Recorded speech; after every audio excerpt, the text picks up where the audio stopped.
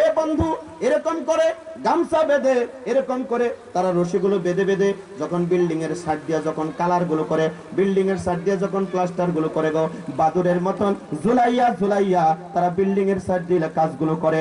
অনেক যুবক এই কালার করতে গিয়ে বিল্ডিং এর সাইড দিয়া প্লাস্টার করতে গিয়ে রশি ছিঁড়ে তলের মধ্যে পড়ে এসটি তারের মধ্যে ঝুলাইয়া ঝুলাইয়া আগুন লেগে লেগে ছাই হইয়া গেছে। কথা কোন ঠিক না বেঠি? কিসের জন্য কষ্ট করলো রে মা? একমাত্র তোমাকে একটু ভালো বিছানার দেওয়ার জন্য, তোমাকে ভালো এক ওয়াক্ত খাওয়ানোর জন্য, তোমার ছেলেকে হাসি মুখে রাখার জন্য, তোমার মেয়েকে হাসি মুখে রাখার জন্য। ও মা বোনেরা, আজকের থেকে তোমরা 5 ওয়াক্ত নামাজ পড়বা, পর্দা করবা, জীবনে কোনোদিন বাইপাস মারিও না। তোমাদের সংসারের মধ্যে আমার আল্লাহ বরকত দিয়ে দিবে। জোরে কাম সুবহানাল্লাহ। এ বাবাজিরা আমার, বিশ্বনবী মুহাম্মদ সাল্লাল্লাহু আলাইহি ওয়াসাল্লামকে আল্লাহর নবীকে জিজ্ঞেস করা হলো, হুজুর গো, আল্লাহ রাব্বুল আলামিনের কাছে কয়টা আমল সবথেকে বেশি প্রিয়? নবীজিকে জিজ্ঞেস করলো। আন ইবনে আব্দুল্লাহ ইবনে মাসউদ রাদিয়াল্লাহু তাআলা আনহু قال قال رسول الله صلى الله عليه وسلم اي العمل احب الى الله تعالى قال الصلاه على وقتها قلت ثم اي قال البر الوالدين قلت ثم اي قال الجهاد في سبيل الله رواه البخاري। আল্লাহর নবীকে জিজ্ঞাসা করা হলো, হুজুর গো, আল্লাহর কাছে কয়টা আমল বেশি প্রিয়? আল্লাহর নবী সাল্লাল্লাহু আলাইহি ওয়াসাল্লাম কয়, 1 নম্বর হলো সময় মতো নামাজ পড়া, এটা হলো আল্লাহর কাছে সবথেকে বেশি প্রিয়। 2 নম্বরে নবীজিকে জিজ্ঞাসা করলেন, হুজুর গো, এরপর কোন আমলটা আল্লাহর কাছে বেশি প্রিয়? আমার নবী কয়, ক্বালাল বিররুল ওয়ালিদাইন, মা এবং বাবার সঙ্গে সুন্দর ব্যবহার করা, এই আমলটা হলো আল্লাহর কাছে সবথেকে বেশি প্রিয়। 3 নম্বর জিজ্ঞাসা করলো, হুজুর গো, এরপর কোন আমলটা আল্লাহর কাছে বেশি প্রিয়? আমার নবী মুহাম্মদ সাল্লাল্লাহু আলাইহি ওয়াসাল্লাম কয়, ক্বালাল জিহাদু ফি সাবিলিল্লাহ, আল্লাহর দ্বীন কায়েমের জন্য যুদ্ধ করা, লড়াই করা। আল্লাহ রাব্বুল আলামিনের নবী বলে, এই কাজটা হলো আল্লাহর কাছে সবথেকে বেশি প্রিয়। এ মুসলমান বাবাজিরা আমার, আপনাদেরকে যুদ্ধ করতে হবে না, জিহাদ করতে হবে না। একটা সবক ইদ্রিস ভাই আজকে আপনাদেরকে দিয়ে যাবে। ও বন্ধু, এই নফসের সাথে মনের সাথে আজকে থেকে জিহাদ করো, কারণ এই নফসের অনেক সাহত আছে, এই নফসে অনেক কিছু চাবে, সবকিছু দেওয়া যাবে না। এই নফসের সঙ্গে যারা জিহাদ করে তারাই হলো পরিপূর্ণ ইমানদার মুসলমান। এদের জন্যই আমার আল্লাহ জান্নাতের ব্যবস্থা করবে। সূরা সুবহানাল্লাহ। আল্লাহ রাব্বুল আলামিন কোরআনুল কারীমের ভিতরে নফস সম্পর্কে তিনি বর্ণনা করেন, ওমা উবাররিউ নাফসি ইন্নান নাফসা লাআম্মারাতুম বিসসু। আমার আল্লাহ পাক রব্বুল আলামিন বলে, আমার বন্ধুগণ, নফসের চাহিদা হলো আল্লাহর বান্দা, নফসে আম্মারার চাহিদা হলো নফসে আম্মারার। আমার বন্ধুগণ, নফসে আম্মারার কাজ হইল চাহিদা করা। আমাদের নফসে অনেক কিছু চাবে, গাড়ি লাগবে, বাড়ি লাগবে, নারী লাগবে, অনেক কিছু লাগবে।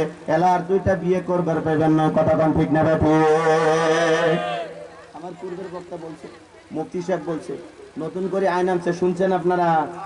হ্যাঁ, যার একটা বউ আছে, একটাই, 2টা যদি করেন না 7 বছর জেল খাটা লাগবে। তুমি তো এলা করোই না। হ্যাঁ না, বেটা সওয়া যদি তো বিয়ে করাই লাগে, হয় না? হ্যাঁ, আল্লাহ কবুল করুক, বলি আমিন। আরো জোরে বলি আমিন।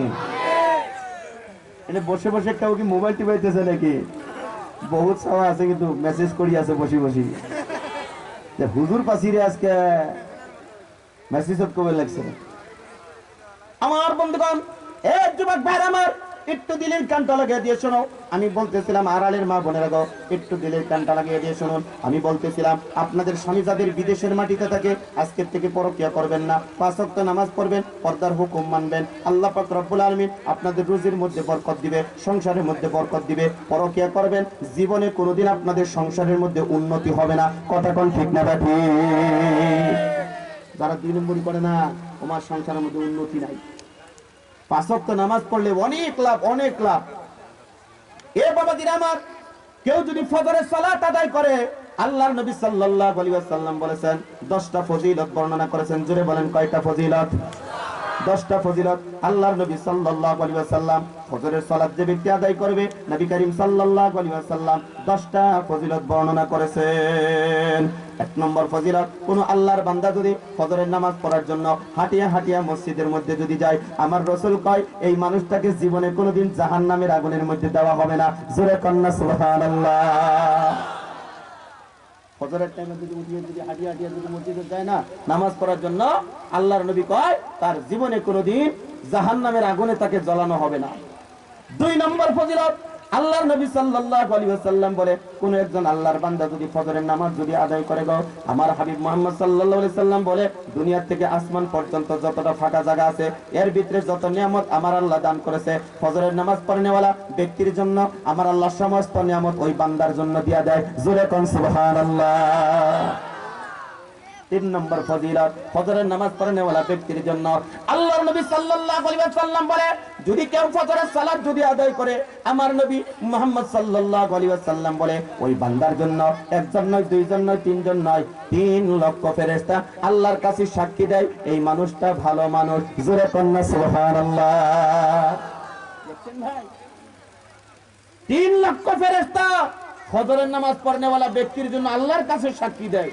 আর কেউ যদি মার্ডার করে, কেউ যদি চুরি করে, কেউ যদি ডাকাতি করে, কেউ যদি জিনা করে, কয়জন সাক্ষী লাগে শাস্তি দেওয়ার জন্য? 2 জন। কয়জন লাগে ভাই? 2 জন লাগে। কোন মানুষ ধরি নাও মার্ডার করছে, মার্ডার করার পরে যখন হাইকোর্ট করছে ওখানে সাক্ষী লাগবে, মেদি মাটি থাকে একজন মানুষ সাক্ষী লাগবে যে ঠিক আছে এই মানুষটাকে বের করে দেন, এই মানুষটার জিম্মেদারি আমি নিলাম, যদি আমি কথা মতন যদি হাজির করায় না দিতে পারি তাহলে আমি জেলত যাবো। কতক্ষণ হয় না নয়? আল্লাহর বান্দা দেখেন, দুনিয়ার জমিনের মধ্যে কেউ যদি অপরাধ করলে 2 জন সাক্ষী হলে হয়ে যায়, আর আপনার জন্য ফজরের সালাত আদায় করবেন 3 লক্ষ ফেরেশতা আল্লাহর কাছে সাক্ষী দেয় মানুষটা ভালো মানুষ, মানুষটা ভালো মানুষ। আপনি জান্নাতি জান্নাতি জান্নাতি। সুবহানাল্লাহ। ফজরের নামাজ পড়নেওয়ালা 4 নম্বর ফজিলত, যে ব্যক্তি ফজরের নামাজ পড়বে, আমার নবী মুহাম্মদ সাল্লাল্লাহু আলাইহি ওয়াসাল্লাম বলেন, এ বন্ধু, কেউ যদি ফজরের সালাত যদি আদায় করে গো, আমার নবী মুহাম্মদ সাল্লাল্লাহু আলাইহি সাল্লাম বলেছে তার কোনো হিসাব হবে না, বিনা হিসাবে তাকে আমার আল্লাহ জান্নাত দিবে। কারণ 3 লক্ষ ফেরেশতা যার জন্য সাক্ষী দিয়ে দিল, এর কোনো হিসাব হবে না। হিসাব যদি হয় এই বিচারটা সহজ হইয়া যাবে, আসান হয়ে যাবে। আজকে থেকে আমরা ফজরের নামাজ পড়ব। জোরে বলি ইনশাআল্লাহ। কেমন করে ঘুমাও তুমি, কেমন করে ঘুমাও তুমি, ফজর করে কাজা, এমনও তো হতে পারে তোমার জহুরে জানাজা, এমনও তো হতে পারে তোমার জহুরে জানাজা। বেনামাজির লাশ কবরে রাখিবে যখন, মাটির চাপাই বুকের পাজর ভাঙবে রে তখন, মানুষ ভাঙবে রে তখন। এ জীবনে নামাজ যেন, এ জীবনে সালাত যেন না হয় তোমার কাজা, এমনও তো হতে পারে তোমার জহুরে জানাজা, এমনও তো হতে পারে তোমার জহুরে জানাজা। মুসলিম হানা জন্ম নিলে মুসলমানের ঘরে, কাফের মুমিন তফাত হয় সালাতের উপরে, মানুষ নামাজের উপরে। এ জীবনে সালাত যেন, এ জীবনে নামাজ যেন না হয় তোমার কাজা, এমনও তো হতে পারে তোমার জহুরে জানাজা, এমনও তো হতে পারে তোমার জহুরে জানাজা। আমরা নামাজ পড়বো বলি ইনশাআল্লাহ। আর জোরে বলেন ইনশাআল্লাহ। আল্লাহ কবুল করুক, সকলে বলি আমিন। এ যুবক, এ জওয়ানি কাল থাকবে না, আসবে একটা দিন তোমার মাথার চুল পেকে যাবে, দাড়িগুলো পেকে যাবে, শরীরের চামড়া লুজ হয়ে যাবে, যেতে চাবে একদিকে চলে যাবে আরেক দিকে। ওই দিনটা আসার আগেই আমরা নামাজে দাঁড়াই, আল্লাহর হুকুম সালাত আদায় করি, ইনশাআল্লাহ আল্লাহ আমাদের প্রতি রাজি থাকবে, খুশি থাকবে। ফজরের সালাত আদায় করনেওয়ালা ব্যক্তির চেহারার মধ্যে নূর চমকায়, নূর নূর। সুবহানাল্লাহ কোন? ফজরের নামাজ পড়নেওয়ালা ব্যক্তির চেহারার মধ্যে নূর চমকাবে। জোহরের নামাজ পড়নেওয়ালা ব্যক্তির রিজিকের অভাব দূর হয়ে যাবে। আসরের নামাজ পড়নেওয়ালা ব্যক্তির শরীর ভালো থাকবে, সুস্থ থাকবে। মাগরিবের নামাজ পড়নেওয়ালা ব্যক্তির টেনশন থাকবে না। ইশার নামাজ পড়নেওয়ালা ব্যক্তির রাতের বেলা ঘুম জান্নাতি ঘুম হবে। কোন সুবহানাল্লাহ। তাহলে নামাজ পড়া লাগবে নাকি? হ্যাঁ, নামাজ পড়ার জন্য কিছু বস্তু লাগবে না? সূরা সানা কিছু লাগবে। তোমরা যারা আছেন, যাদের ঘরে মেয়ে আছে, এই জোরডাঙ্গা মাদ্রাসা রমজানের পরে দিবেন, মেয়েদেরকে দিন শিখাবেন। তুমি যারা মরে যাবেন না, এই মেয়ে কোরআন তিলাওয়াত করে করে তোমার জন্য কান্না করি করি দোয়া করবে, আল্লাহ আমার বাবা কত কষ্টের টাকা দিয়ে আমার মাদ্রাসায় পড়েছে, আল্লাহ মই বুখারি পড়বার পাচ্ছং, তিরমিজি, আবু দাউদ, নিসাই শরীফ পড়ছং, আয় আল্লাহ আমার আব্বা আমার সারি আজকে কবরত শুয়ে আছে, আল্লাহ কোরআন তিলাওয়াত করি, নফল নামাজ পড়ি, জিকির আজকার করি, তোমার কাছে দোয়া করছং, আল্লাহ আমার আব্বুর কবরে মাফ করে দাও। আল্লাহ পাক রব্বুল আলামিন ফেরেশতাকে ডাক দিয়ে বলবে, ও ফেরেশতারা তাকায়া দেখ, বান্দি হইয়া বাবা মারা গেছে, মা মারা গেছে, ওর মার জন্য বাবার জন্য মেয়েটা দোয়া করতেছে, তাহাজ্জুদের নামাজ পড়ছে, তোমরা সাক্ষী থাকিও এর বাবা মার জীবনের সমস্ত গুনাহ আমি আল্লাহ মাফ করে দিলাম। সুবহানাল্লাহ। সেজন্য ভাইয়েরা যাদের মেয়ে আছে রমজানের পরে জৌডাঙ্গা মাদ্রাসা দিবেন, আমি আশাবাদী। পাশে আরো যে মাদ্রাসা আছে ছেলেদের মাদ্রাসা, ছেলে যদি আছে মাদ্রাসা দিবেন, কিছু দিন শিক্ষা দেন। বাবা আপনি যখন মারা যাবেন, আপনার ছেলে যদি জানাজা পড়ে চোখ দিয়ে পানি আসবে, পানি আসবে। আমি জানাজা করলে আমার চোখ দিয়ে পানি আসবে না ভাই, কারণ বাবার জানাজা যখন ছেলে পড়বে না, বাবার মোহাব্বতে চোখ দিয়ে পানি আসবে। আল্লাহ বলবে তাকাইয়া দেখ, বাবার সন্তান, সন্তানে বাবার জানাজা পড়তেছে, তোমরা সাক্ষী থাকিও এই বাবার জীবনের সমস্ত গুনাহ মাফ করে দিলাম। সুবহানাল্লাহ। আপনারা জানেন এই পৃথিবীতে যত নবী রাসূল আসছে, সমস্ত নবীরা কবরবাসীর সঙ্গে কথা বলতে পারতো। সুবহানাল্লাহ কইতেন না? কবরবাসীর সঙ্গে কথা বলতেন। মুসা কালিমুল্লাহ একদিন কবরের পাশ দিয়ে যাচ্ছে, হঠাৎ দেখতে পায় কবরবাসীর কবরের মধ্যে আযাব হচ্ছে। জিজ্ঞাসা করলেন, ভাই কবরে আযাব হচ্ছে বুঝলাম না, বলে চলে গেলেন। কিছুক্ষণ পরে আসিয়া দেখে কবরের আযাব বন্ধ হয়ে গেছে। মুসা কালিমুল্লাহ জিজ্ঞাসা করলেন, তোমার কবরের আযাবটা কেন মাফ হয়ে গেল? তখন কবরবাসী মুসা কালিমুল্লাহকে বলতেছেন, আমি দুনিয়ার থেকে বিদায় নেওয়ার আগে আমার স্ত্রীর গর্ভে একটা বাচ্চা রেখে আসছিলাম, ওই বাচ্চাটা আজকে বড় হয়েছে, আমার স্ত্রী মাদ্রাসায় দিয়েছে, মাদ্রাসায় দেওয়ার পরে আমার ছেলে বলছে আউযু বিল্লাহি মিনাশ শাইতানির রাজিম বিসমিল্লাহির রহমানির রহিম, বলার সঙ্গে সঙ্গে আমার আল্লাহ কবরের আযাব মাফ করে দিয়েছে। সুবহানাল্লাহ। ফেরেশতারা জিজ্ঞাসা করলো, আল্লাহ তোমার এই বান্দার কবরের মধ্যে আযাব দিতা, শাস্তি দিতা, তুমি কেন মাফ করে দিলে? তখন ফেরেশতারা বললেন, তোমরা জানো না, আমি আল্লাহ যা জানি তোমরা তা কখনো জানো না। আজকে তার সন্তান আমাকে রহমান বলেছে, রাহিম বলেছে, আমি রহমান নামের উসিলায়, রাহিম নামের উসিলায় ওই কবরবাসীর কবরের আযাবকে আমি আল্লাহ মাফ করে দিয়েছি। কন্না সুবহানাল্লাহ। এ ভাই জান কেন, এই ডায়াবেটিস আছে নাকি? হ্যালো বসিও বসিও, আল্লাহ মেহমান রাখি এমন করে গেলে হবে? এ ভাই বরপেটা অনেক দূর, আজকে 11টা 10-এ গাড়ি চাচ্ছি, তোমার ইচ্ছে মোটামুটি 6টা না 7টার সময় আসি পাচ্ছি। 1 ঘন্টা ধরো রাস্তা চা নাস্তা করছি, 1 ঘন্টা লেট হয়েছে। অনেক রাস্তা ভাই, এত কষ্ট করে আসে, মাইকত কথা বলেছি, আর তোমরা বসে বসে শুনিয়েছেন, তাও বিরক্ত লাগবে লাগছে না? যান না ভাই, মেহমান ছাড়িয়া যান না, মেহমান কষ্ট পায়। যাবেন নাকি আপনারা? বসেন, আর বেশি সময় আলোচনা না করি, অল্প সময় আলোচনা করি, দোয়া করবো। বসবেন ইনশাআল্লাহ? দিদি ভাইয়ের আমার খেয়াল করে লক্ষ্য করুন, আল্লাহর বান্দা আমি বলতেছিলাম যদি মেয়ে আছে এই জৌডাঙ্গা বানাত মাদ্রাসার মধ্যে দিবেন। আমার মা বোনদেরকে বলি, মাগো আজকে 25 জন ছাত্র, যে 25 জন ছাত্রী যে আলিমা হইল, এই 25 জন ছাত্রী আলিমা যে হইল, এদের মা যদি মারা যায় নিজে হাতে গোসল করাবে। কথা কোন ঠিক না ঠিক? কারণ মহিলা মানুষ যখন মারা যায় পুরুষ মানুষের গোসল করাইতে পারে না। এই যে 25 জন ছাত্রী যে আজকে আলিমা হইল, এরা যদি এদের এলাকার মধ্যে কোনো মহিলা মানুষ যদি মারা যায়, তখন বলবে, যতগুলো পুরুষ মানুষের নাম বললো, যে অমুকের বেটিরে ডাহাও, অমুকের বেটিরে ডাহাও, অমুকের মেয়েরে ডাহাও, কারণ সে মাদ্রাসার বলছে আমার মার গোসলটা ওই করাইয়া দিবে। যখন করাবে, আল্লাহর বান্দা নিজের মার গোসল যখন নিজে করাইবে, নিজের মার গোসল যখন নিজে হাতে করাইয়া দিবে গো, কাফনের কাপড়টা যখন পরাবে, এই মহিলাদের এই মেয়েদের চোখের থেকে পানিগুলো আসবে, আমার আল্লাহর আরশে আজিম পর্যন্ত খুশি হইয়া যাবে।